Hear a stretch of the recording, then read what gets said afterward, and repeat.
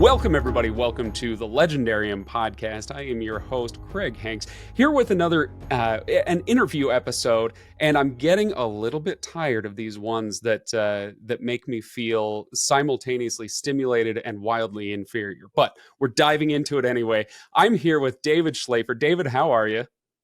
Hey, nice to meet you, Craig. Glad to be here. I'm doing well.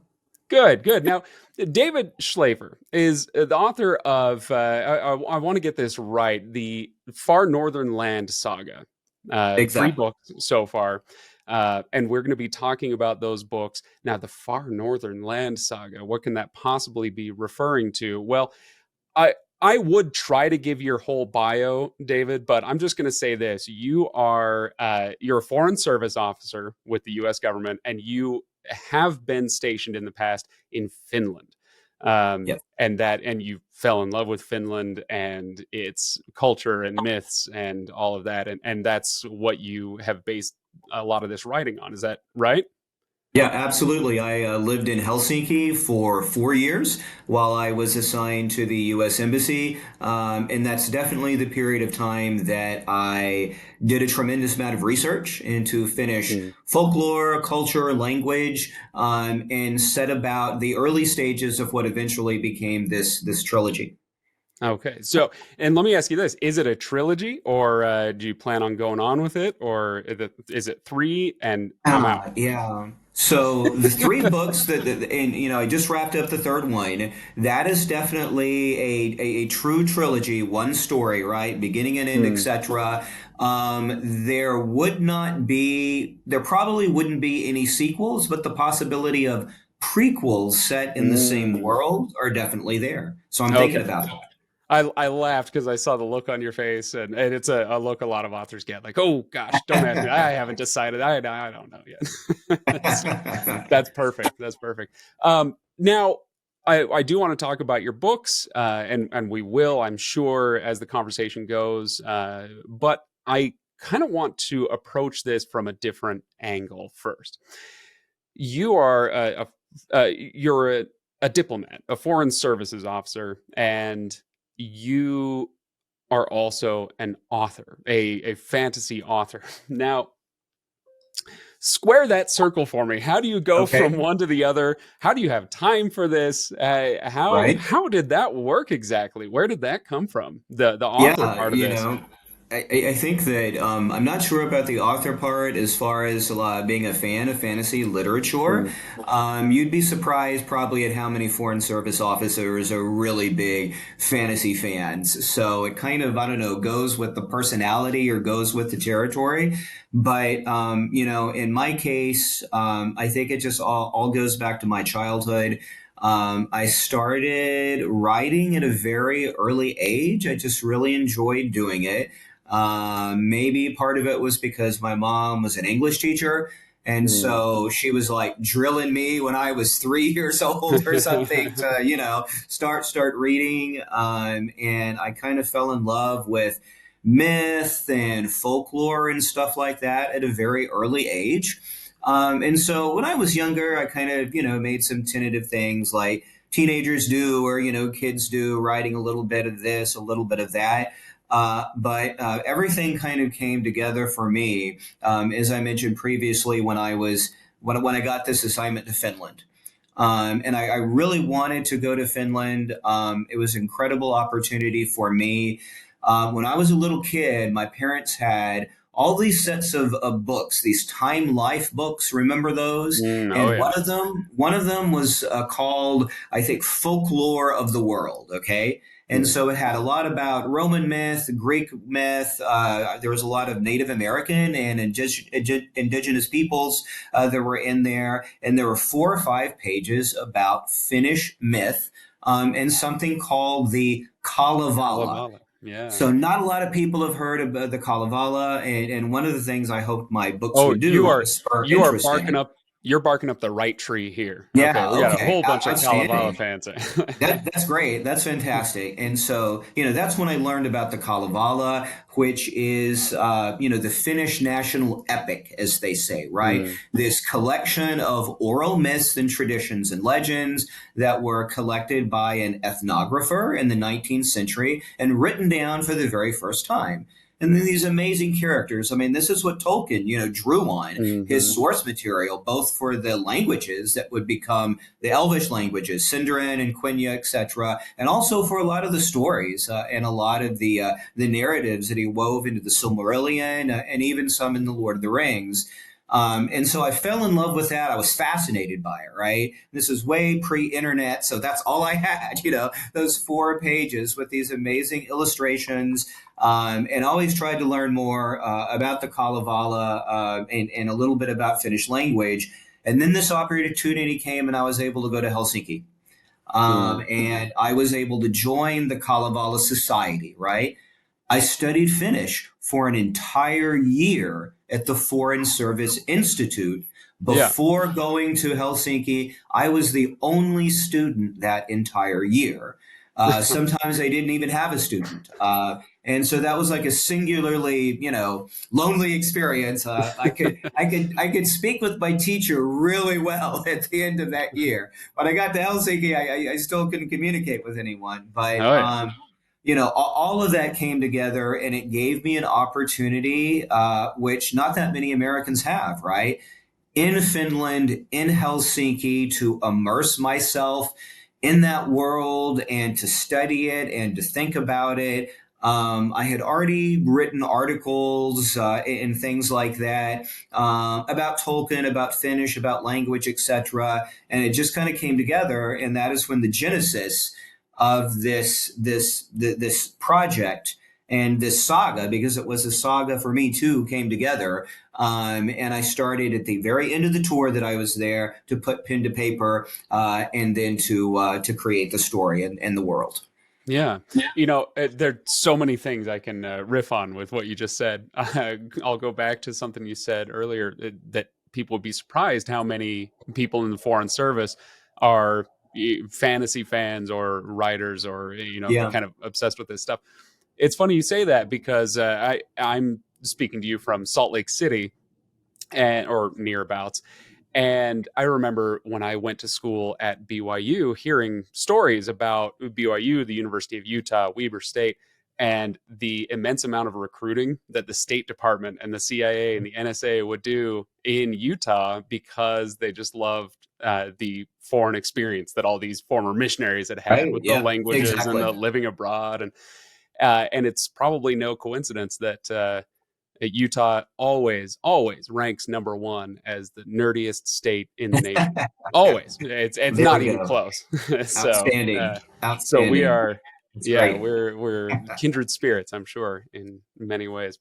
Um, so uh, I'm this conversation is going to present a lot of difficulty for me not to just get sucked into the Tolkien rabbit hole. Everybody who listens to this show knows how much of a Tolkien aficionado I am, but I do want to talk about that a little bit. If is that part of your background and why you were drawn to this? Because I know it has been for me. I love Tolkien. I have loved him since I was 15, and and when I was in college, I remember picking up a Finnish grammar. I abandoned it pretty quickly, but I did pick it up and learned a little bit about it. Read through much of the Kalevala, the story of Kalervo. People might know Yeah. that through the story of Turin Turambar, that sort of thing. So I was kind of drawn toward Finnish language and culture, at least to a small degree. Is that the path that you took, or was yours maybe the other way around?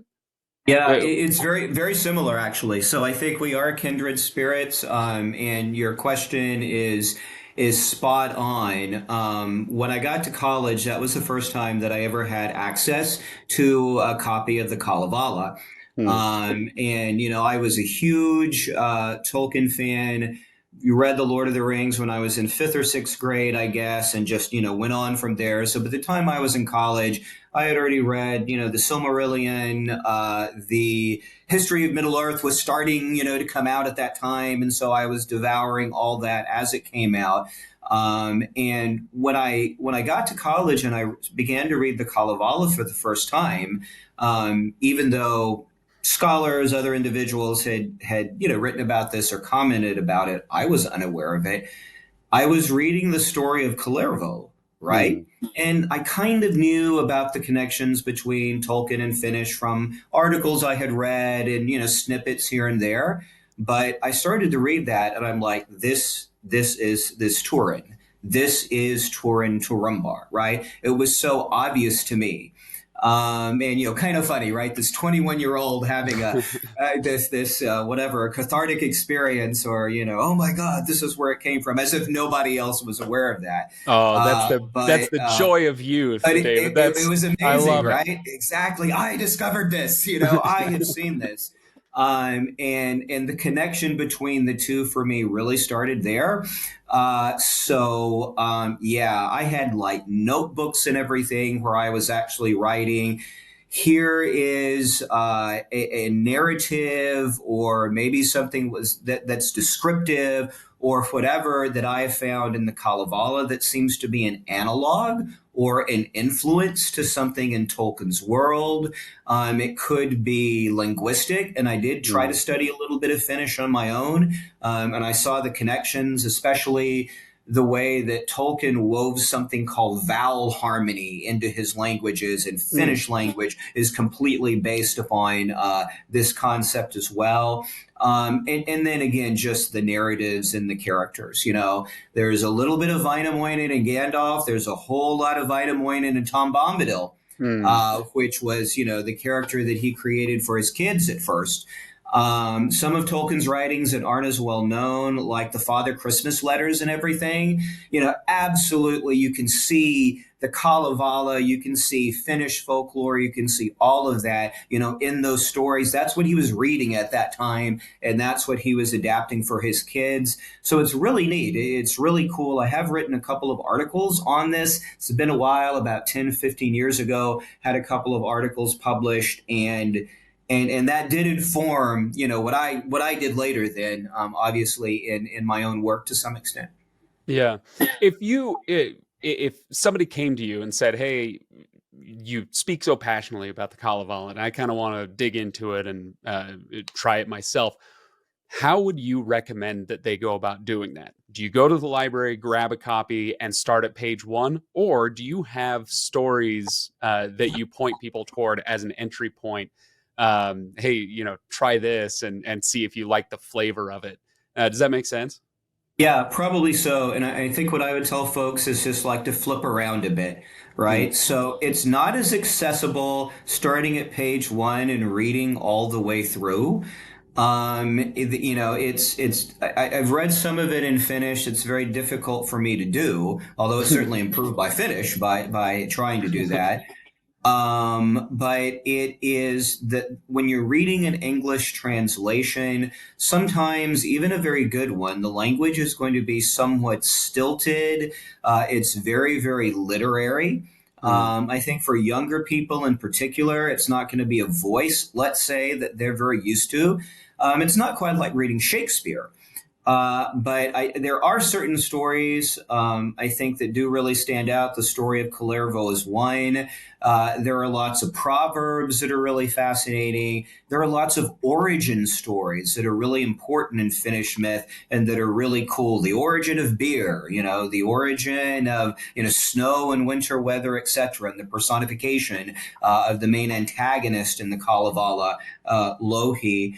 I would tell folks just go ahead, start at the beginning. You'll get a little bit of an idea of what Finnish magic is all about because it's about singing, right?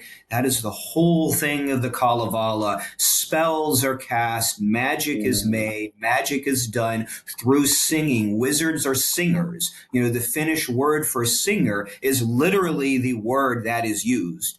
for a wizard, for a magic user. Mm. And the Finns that would tell these stories, they were chanting basically as they told them, the oral tradition or whatever. They would do something where shamans would like join, arms, and they would call it joiking, moving back and forth, shaking back and forth as they chanted this. You'll get a little feel for that in the beginning, and then you can kind of flip around. If you find one of the sections, and some of them are fairly short, that this is just a little boring, I'm not really getting into it, that's fine. Go ahead and go right past it. Go to the next or two or three of the, they're called cantos forward, and all of a sudden, bam, you'll find some amazing story that is a little bit more of a prose narrative that will just blow you away with like amazing characters, again, really cool proverbs. And I think picking and choosing like that is a really neat way to go through it for anyone that has never experienced it and doesn't quite know what it is. It's not a prose story, right? That's not the Right. Kalevala. It's thick. It's about 600 or 700 pages. It's divided into all these different chapters. Some of them are self-contained. Some of them will be a narrative arc, though, right? 4 or 5 chapters, like the Kalervo arc, of one epic story, one Gilgamesh kind of story, and just really cool stuff. Yeah, it reminds me of the way I did a video on YouTube a few years ago, how to read the Silmarillion for the first time. And this reminds me very much of that. The gist of my video was essentially reset your expectations. You're not gonna, Right, yeah. you're not reading a novel, right? So it's a different method of reading that you have to employ to You really have to get it. think, and I don't want to go into Tolkien too much either, but you have to think that the Silmarillion, just the structure, was heavily influenced by his reading of the Right. Kalevala, right? This high literary, biblical, almost kind of fantasy that mirrors what the Kalevala is all about. I'm sure that there is that it was an antecedent, as it were. Yeah. Last Kalevala question for you. Do you have a favorite story? The one that you think about or go back to, a well that you continually dip into? It is the Kalervo story, so I Yeah. hate to keep coming back to that, but it's such an epic story, right? I mean, this kind of downtrodden slave, basically, and this huge revenge fantasy as he goes about his life and his story, ending in absolute tragedy, worthy of any Shakespearean tragedy or Greek tragedy. I think it's just a really, really fascinating narrative, or a really cool story. Excellent. Well, let's. I'm tempted to stay in Finland because, like I said, I'm so fascinated by it. Do I want to do it? No, no, we're leaving Finland. Okay, Let me do leaving this. Finland. Fair enough. So you were stationed there for, you said, 4 years. For You've years, since yeah. moved on. You've been all over the place, really. Right now, you are in Poland, right? In Poland, Uh, I'm in Krakow at this moment. Yeah. yeah, and you're there because you were stationed in Kiev for the last couple of years, and anybody who's been paying attention at all knows why you're now in Poland. And so you're there now. Are you getting the same experience either with Ukrainian culture or with Polish culture or anywhere else that you've been? Have you had that same kind of immersion, that desire to really dig into a culture and learn about it the way you did in Finland? Yeah, certainly. I think it's a really important part of being a foreign service officer.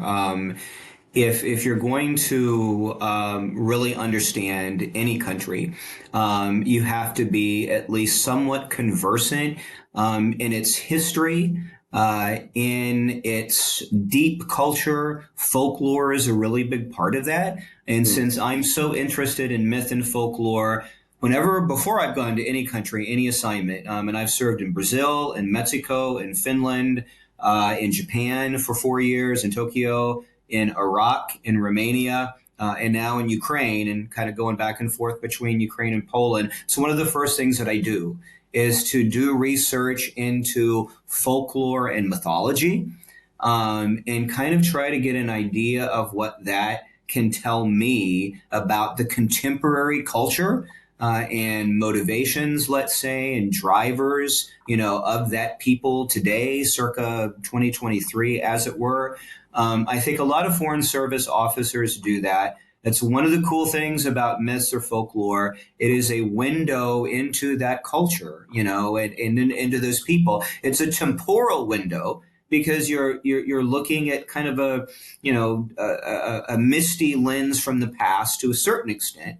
But the mere fact that it still exists in the present and is, reinterpreted all the time as the generations go by the cultures and the people themselves, I think has a very contemporary application as well. I don't think it's just dusty history, so to speak. There may be an element of that, but I think that it's a very real and lived experience for people. So yeah, in Ukraine, I was loving it. I was really getting into it, and really starting to study both Ukrainian and Russian, folklore. I'm a big fan of Catherine Arden, her series, which is kind of like mine, except she's looking at Russian folklore, and it's very similar in Ukraine. And it's one of the tragedies, of the war. That Ukrainian national existence is just under threat, right? It's an existential threat. You can very much see that and feel that. And in my case, I mean, it's a small thing compared to the horrible tragedy that's taken place, but I certainly was very disappointed that, I didn't have an opportunity to live there in peacetime for an extended period, and to do that type of immersion that I've been able to do in a Finland or in a Japan. I was in Tokyo for so long, and in Yokohama, and was really able to connect in a lot of ways with local culture. So if someone, I have my own answer to this question, by the way, but if someone were doing the reverse, as a foreign service officer from another country comes to the US, and you wanted to get them on a diet of this sort of thing, learning about the national culture, the character, the mythology, the history, and whatever, what would you point them toward in American culture? Yeah, That it's ask like one the of the American. most Yeah, it's one of the most difficult questions, right? Because the United States is a different kind of country. Right, And exactly. so we don't have that, whatever you would call it, holistic culture Mm. that has more or less been extant with, one ethnic group, one religion, one whatever, Mm. going back 1,000 years or 2,000 years. It's really different. But I think there are some really cool things that are uniquely American. I think a lot of that is going to come more from the earlier days, the founding period, or Mm. maybe the 19th century. You think about characters that we have, and they're kind of regional, but a Johnny Appleseed, right? Or a Or a Paul Paul Bunyan, Bunyan. Yeah, there you and go. things like that. And they're funny stories, but I think that certainly one real characteristic of Americans that almost everyone would identify is this individualism, right? Mm. Rugged individualism, if you want to, refer to it as such, but just that focus upon liberty, right? That focus Right. upon the individual, how that stems from the early experience of, the interaction and clash of cultures between the indigenous populations, Native Americans, settlers coming from Europe, etc. The massive wave of immigration during the 19th century from Europe during the Industrial Revolution. Waves of immigration coming from Latin America now, and adding, its own unique flavor to that American tapestry, so to speak. I think all of that really gets back to this promise of the United States of being a place where an individual can at least try to do right what he or she wants to do with a degree of autonomy that not very many cultures, societies, whatever, have ever achieved previously.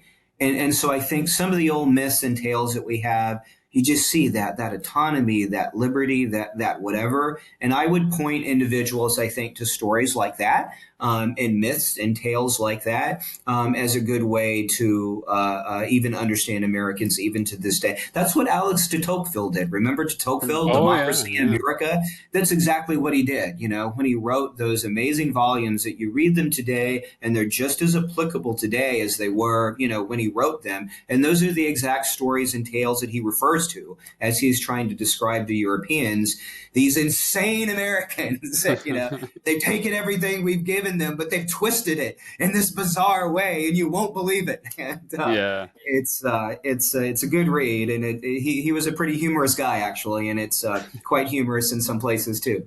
It's been a while since I read de Tocqueville, since Yeah, college, really. So yeah, that's one yeah. I should revisit. If someone were to ask me that question, westerns, go Yeah, yeah. watch or read a bunch of westerns, and it really captures, I think, our cultural spirit in some Because way. you're a rugged individual. Yeah, Exactly, exactly. yeah. Yeah, John Wayne would never stand for this, whatever this is, Right. right? That's right. um, so let me go back across the pond then. Okay, so that was a fun diversion, but with all of your experiences in all of these different countries, have you we have the Far Northern Land saga that centers on Finnish culture and myth. You pulled a lot from that. Did you pull from anywhere else, or do you plan to have any other cultures grabbed you in that same way and made you want to put pen to paper in the way you have with this trilogy? Yeah, I have pulled from other sources. Just sticking for a moment with this trilogy, it's based in the Kalevala, but I think as an author and as a writer, there are going to be many different influences upon you that you're going to take and mold and weave into your work, regardless of where they came from. Hmm. I'm a really big fan of Russian literature, classic literature. So So, Tolstoy so and you hate happiness. Dostoevsky and Gogol, exactly You right. don't like joy. You don't like I happiness. exactly, crime and punishment. It's all That's right. and both characters, characterization, and maybe even some vignettes in my stories were definitely influenced by Russian literature. Here's another one I'll throw at you that sounds just like this non sequitur or whatever: the Battle of Gettysburg Hmm. and the book The Killer Angels by Shannara. I'm blanking on the Oh, author's Terry name. Brooks. Is it Terry Brooks? That was the book that the film Gettysburg that Ted Turner made, back in the 90s was based upon. And that Hmm. that story of that battle, and in particular of Robert E. Lee making the horrible decisions that he made during the battle, right? Hmm. In particular, that tragic charge, right? Pickett's charge, 15,000 men across an open field, with cannons just blazing at them. Absolutely no chance for success. But that Ah. desire of his for the war to end on that day, right? Kind of that all or nothing type of gamble stemming from this desire to stop this river of blood, that actually heavily informed one vignette Hmm. and one scene in my series. And apart from literary influences, there's a lot of things that I've done as a foreign service officer that wound up in the books. And I'll just mention one of them as an example, and it's something unfortunately I've been dealing with again over the course of the past year and a half. And these are times when I have been working with Hmm. refugee populations that were fleeing violence, refugee populations that were in temporary camps or kind of these liminal type of stages, right? Torn away from their homeland, from their motherland, thrown into incredibly difficult circumstances, families broken up, no communication, no resources, no idea where they're going. Um, in several different points of my career, and one that really influenced me was working with some populations along the border of Thailand and Burma, and Okay. refugees spilling from Burma. These were Highland tribe refugees, basically, the Karen people, the Kachin people, the Shan people. And speaking with some of them, going out with USAID workers and other assistance delivery workers into these temporary camps where they were being herded, basically, listening to their stories and kind of seeing their plight. That really informed quite a large narrative arc, actually, in the Far Northern Land saga, and in particular, some very specific vignettes where what I'm describing in the book, it's snow and reindeer or whatever, but Right. very much what I'm doing is channeling what I heard and what I saw and what I experienced and the emotions that I saw reflected in the faces and in the voices and stories of these Highland tribes people that I was working with. So I think influences, whether they're literary, folkloric, or influences of just things I've done and seen, particularly in times of real crisis as a Foreign Service officer, has informed my writing very heavily. This is reminding me of uh, a bit of creative advice that you might give somebody. I was just listening to a podcast. It was Craig Ferguson, the comedian and Yeah. host, and he was interviewing Shirley Manson, the lead singer of Garbage. They were very popular in the late '90s, and he was asking her about going out on tour and what she did on tour. And he asked her if he says, when you're on tour, do you kind of stay in the tour bubble? Just stay on the bus, go to the venue, go to the hotel, and then go to the next city, or do you go out? And she says, oh yeah, this drives my security guy crazy because I have to go out. I just love to, hey, if I'm in Buenos Aires, I've got stuff to see. I've got things I want to do, right? And so wherever she goes, she says, I will always want to go out and see things and talk to people and experience that locality. And she was talking about it, keeping her creative process fresh. Because as soon as you ensconce yourself in a bubble, things get stale pretty quick. And so I only bring that up because hearing you talk about these things reminds me that this is a great piece of advice for somebody who wants to write a book or an album for that matter, who wants to be creative, do something like that. Don't, how do I put it? Here, I'll put it very rudely. Get out of your mom's basement, or Yeah. whatever. Get out, do things, talk to people, experience things, go places to whatever degree you're able.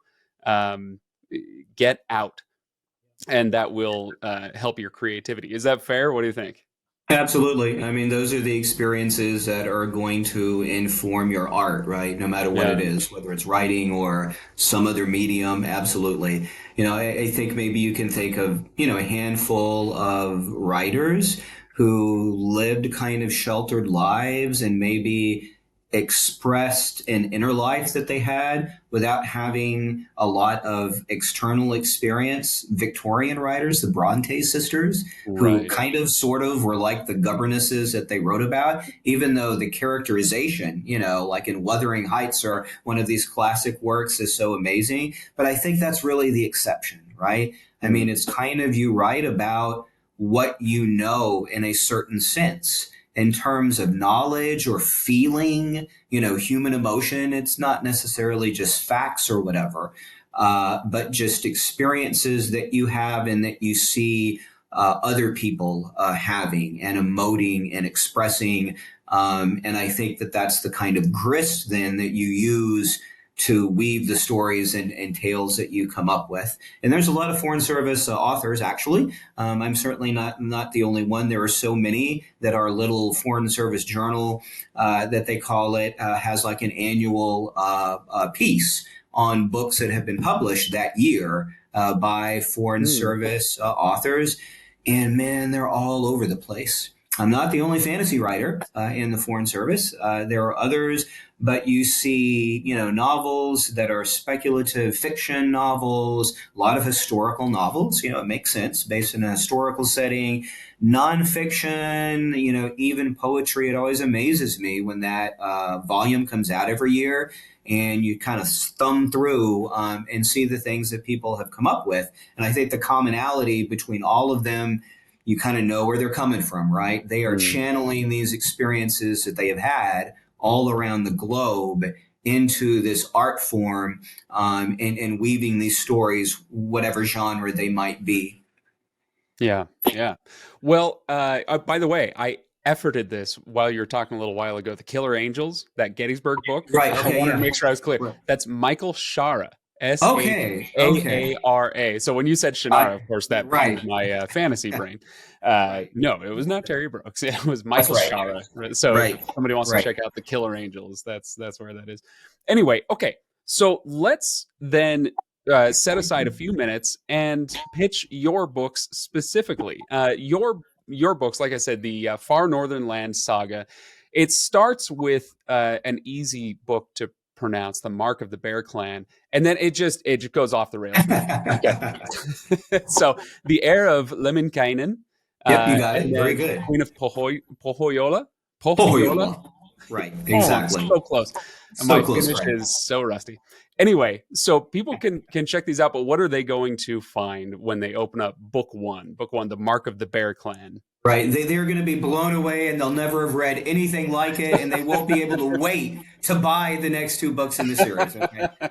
But yeah, so what I did, and I think that this will really appeal to fans of just broad-based fantasy, classic fantasy, in particular, but also more contemporary and newer things as well. What I tried to do was to, it's not a retelling of the Kalevala.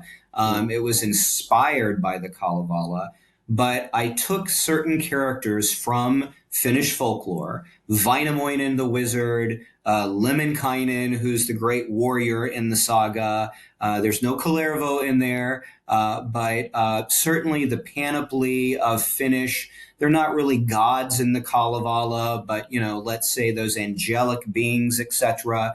And Finland itself, right? I mean, the geography and the weather and the forest and everything that makes Finland so unique. I took those characters and I took that world and geography, and then I created my own characters and my own narrative story arcs set in that world. And with those major characters from the Kalevala as part of the world and as part of the action. My writing style, is influenced by quite a few different authors. In a certain sense, I think it's really more influenced by someone like Ursula K. Le Guin. mm. And kind of you remember that classic Earthsea series? Oh yeah. That's one of those, seminal fantasy works in the world that she created there. And the Mark of the Bear Clan, and I'll give you just a little snippet of the way it starts off, is a little bit of that typical coming of age story with several twists. It starts off with a Finnish girl, a small Finnish girl in the forest who has an encounter with a bear, which was very, very common in Mm. Iron Age Finland. And the story is kind of set in this mythical Iron Age Finland. So think 500 AD, 600 AD, 700 AD, something like that. She's almost killed. And she is survived and she is saved through an encounter and saved by Vainamoinen, the great wizard, right? Mm. And in the course of being attacked by this mother bear and then being healed by the wizard, there is a scar and a mark on her back, okay, which looks exactly like the claw of the bear. This was historically the main totem that the Finnic peoples used. So the bear was seen by Finns as an animal, representing the heavens, basically representing God, right? It was a holy animal. They didn't even pronounce its name. It was taboo, What? karhu. So it was something that you couldn't say because you might draw the spirit, to you in a malign way of some type. And so this mark that she has on her shoulder basically sets her off, right, on this saga at a time when the Finnish mythic forces of good and evil, more or less, the main antagonist, Louhi, the personification of, winter, which was so important to the Finns, right? How to survive, year by year by year when the elements are so harsh. The little girl finding herself setting off on something that the early Finns, the ancient Finns called the trail for singers, which basically means becoming a shaman, becoming a singer, becoming a wizard in her own right, even though this was something that typically was a male thing. There were female shamans, and she sets off down this trail and this path for singers. And for the rest of her life, that is what she is going to follow. So it's very heavy in characterization. A little bit like I mentioned, Earthsea, and kind of how Earthsea follows its main protagonist over the course of years as a child, as a young man, etc., in different settings. My main character is Ula, and Ula sets about that type of path, and in the end, really grows into this personification of what I think the Finnish heroic spirit is. So, if you're interested in Finland, if you love myth and folklore, and you think the Finnish connection with myth and folklore is cool, and if you like a style that's, my agent described it as literary fantasy. There's some of that out there. There's not a lot of it, but I try to write sometimes almost in a poetic type of vein, and switch back and forth sometimes between different points of view and between different styles, which my agent did not like, but fortunately the publisher did. And decided to go with it. And I think it is something that I like the voice that I came up with, and that is very unique, just as Finnish myth is very unique. If you like those things, I think you'll really enjoy it. You'll learn a tremendous amount about Iron Age Finnish folklore, and I think I've created a really cool story too.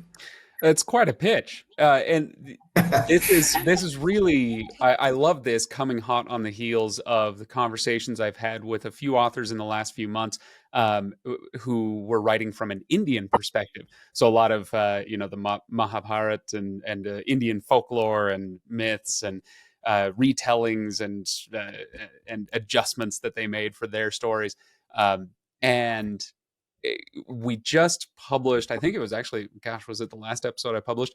An episode about comparative mythology with Mm. a couple of Indian American authors.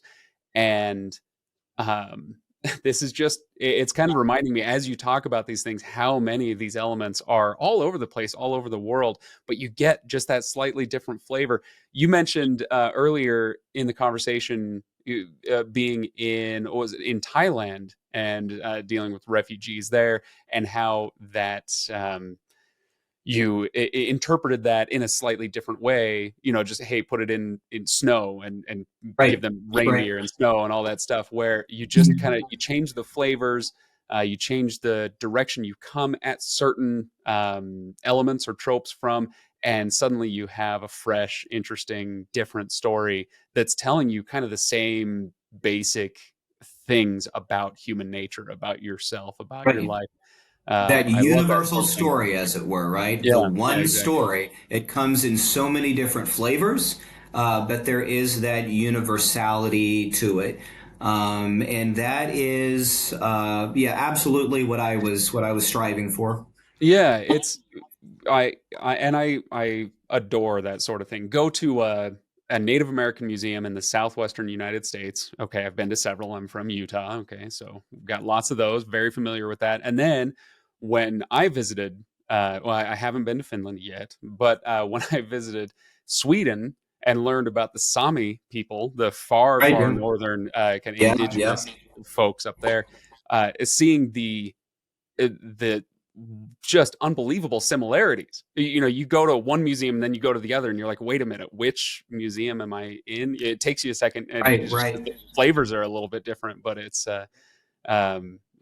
felt very similar. Anyway, sorry, I'm rambling now, but I just love this idea that you can have that I specifically I can have a conversation with these Indian American authors, and then have a conversation about Finnish epics and myth, and it's all kind of blending together and forming this really fun melange in my brain. So Cool. That's I cool. encourage everybody to go check it out. It's the Far Northern Land Saga. The first book is The Mark of the Bear Clan. So go check that out. And when you do, folks, make sure you let me know. So tag me on Twitter, go on Instagram, or especially join us on Discord, where you can jump in the conversation, talk about this episode and any others. And let me know if you pick up this book and give it a try. I'd love to hear your experience with it. I know I'm going to. I like the cover, and I know my daughter is going to like it as well. So maybe we'll give it a shot together. Cool. Speaking of which, before I cut you loose, David, I'm just going to remind everybody to go to thelegendarium.com, which is where you can find past episodes. You can find the calendar with future episodes, as well as the link to join Discord and join this conversation. You can also find the link to our Patreon page where you can support this show if you enjoy what we do, and we appreciate those who already do so. Otherwise, hit the show notes for this episode. I'll link to David's books. And yeah, I think I'm good. David, any parting thoughts? Anything burning left unsaid that we need to get to? Keep the faith, everybody. There you go. All right. Thanks very much, David. And have a good one.